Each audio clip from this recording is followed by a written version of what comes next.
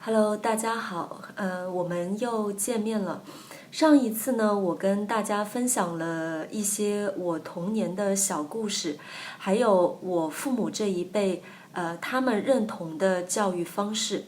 那今天呢，我想跟大家分享一个发生在美国的真人真事。这个故事中的三个孩子呢，其实是三胞胎，他们在刚出生不久就被送到三个不同的家庭里面去抚养。那我们可以看一下，三个有着相同基因的孩子，他们在不同的成长环境，最后他们各自拥有什么样的人生呢？故事发生在1980年。当时19岁的 Bobby 第一天到大学报到，然后当他进到大学的时候呢，他非常奇怪的发现，学校里几乎每一个人都会跟他打招呼，并且叫他 Eddie 而不是 Bobby。那 Bobby 在此之前呢，从来没有到过这所学校，也根本不认识那些跟他打招呼的人，所以 Bobby 就觉得非常的奇怪，不明白发生了什么事情。那后来呢，直到 Bobby 和 Eddie在学校相遇，两个人都惊呆了，因为Eddie 和 Bobby 两个人长得完全一模一样，他们有相同的笑容，相同的头发，各种身高，包括表情都是差不多的。后来 Bobby 和 Eddie 才发现，他们是同一天生日，并且他们来自于同一个领养机构，所以他们两个人是不折不扣的双胞胎。那当时的这一件事情呢，就是让所有人都觉得难以置信。纽约时报的记者还特地飞过去采访他们。在确认了事情的真实性后呢，这个记者就写了一篇报道，发表在纽约时报上面。那他们的故事就这样在美国传开了。但是他们的故事并没有就此结束，因为有一个读者，当他看了《纽约时报》上面的这一则报道以后呢，非常惊讶地发现他的朋友 David，跟他们长得一模一样，而且呢也是同一天生日的，并且也是来自于同一个领养机构。后来他们真的被证实，就是 David、Eddie 和 Bobby， 他们三个人是三胞胎。他们三兄弟呢，在非常小的时候，就被分别领养了，去到不同的家庭。那这件事情呢，在当时的美国可以说是家喻户晓。家喻户晓的意思呢，就是每家每户都知道这样一个新闻吧。然后正是因为他们有点传奇的故事呢，给三个兄弟带来了名气吧，所以很多人邀请他们拍广告啊、拍电视啊、拍电影，并且他们三个兄弟一起呢开了一家餐厅。好像叫 Triples 什么 restaurant 之类的。他们就是他们超高的人气呢，也为他们三个兄弟在1年之内就成为百万富翁。在2018年圣丹斯电影节上受到一致好评的纪录片《三个一样的陌生人》，讲的就是他们三兄弟的故事。为什么当时三胞胎会被分开领养呢？那三对养父母呢，对此都觉得非常的奇怪，并且有一些不满，所以呢，他们就跑到当时的领养机构去询问这件事情。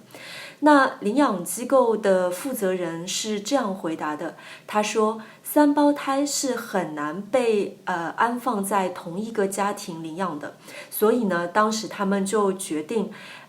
把三兄弟分开。后来美国的一个记者他在调查的过程当中呢，他发现其实把三胞胎分开领养是当时美国一个非常著名的精神病医师，耶鲁大学的教授叫彼得纽鲍尔的一个实验。那这个实验的目的呢，其实就是想要观察育儿的差异吧。他就是想知道，先天因素和后天因素到底哪个才是塑造人类的决定性的因素。那通过对三胞胎成长轨迹的观察呢，他们想要了解家庭教育在孩子成长过程中到底起到一个什么样的作用。正因为这样一个原因，所以当时的领养机构呢，就分别把这3个男孩送到了富裕家庭、中产和蓝领家庭里面去抚养。那当时这样的一个研究呢，除了参与研究的科学家知道，这是一个实验以外呢，其他人都不知道这个秘密。那研究人员呢，还会除了秘密观察这3个孩子的成长状况以外呢，他们还会以收养机构的名义到3个家庭里面去进行回访，了解这3个孩子的家庭环境和成长的过程。Bobby 呢，他是被一个富人家庭收养的，他的养父母呢是律师和医生。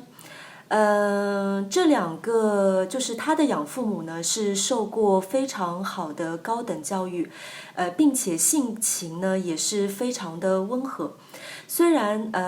父母的工作非常的忙，但是他们对 Bobby 的教育呢是非常正向、非常温暖的，并且呢也给予了 Bobby 非常好的教育。所以之后当3个兄弟开的那家餐厅遭遇到经营波折之后呢，Bobby 就选择退出了这家餐厅的经营。Bobby 呢，他的性格是比较的保守，但是非常的有主见、有个性。那最后呢，他也是3个兄弟里面生活的最好的那一个。Eddie 呢，他是被一个中产家庭收养的，他的养父是一个高中教师，为人呢非常的保守，他养父的教育方式呢是非常的粗暴，并且制定非常非常多的规矩吧。然后呢，正因为他养父非常严苛的教育方式，使得 Eddie 原先活泼的性格呢变得有一些抑郁，而且呢非常的情绪化。之后在他们3兄弟的餐厅经营出现问题的时候呢，Bobby 就患上了狂躁抑郁症。在经过一段时间的治疗后呢，并没有起到什么效果，最后呢，在家里自杀了。所以他是3兄弟里面遭遇最不幸的一个吧。David 呢是被一个贫困家庭收养的，他的养父母呢是移民，英文是他们的第2语言。他们的生活呢，非常的不富裕，可以说是贫穷，常年经营着一家杂货店。但是David 长大以后呢，仍然非常的积极乐观。这可能要归功于他的养父。他的养父是3对养父母里面最风趣幽默的一个。在David 非常小的时候呢，他的养父花了非常多的时间来陪伴他，并且他的养父其实是非常喜欢小孩，而且不管孩子做了什么样的事情，总是鼓励他，并且为孩子觉得骄傲。所以David 他长大以后呢，虽然说生活的并不是特别富裕、特别有钱吧，但是呢，仍然过得不错，而且呢，他的精神一直是积极向上的那一种状态。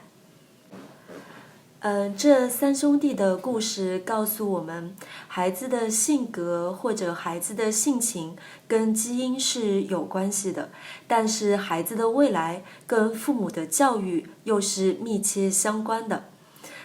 你们对这个故事有什么看法，或者对家庭教育有什么看法呢？欢迎你给我留言。好了，今天的故事就跟大家分享到这里，非常感谢你们的收看，我们下次再见。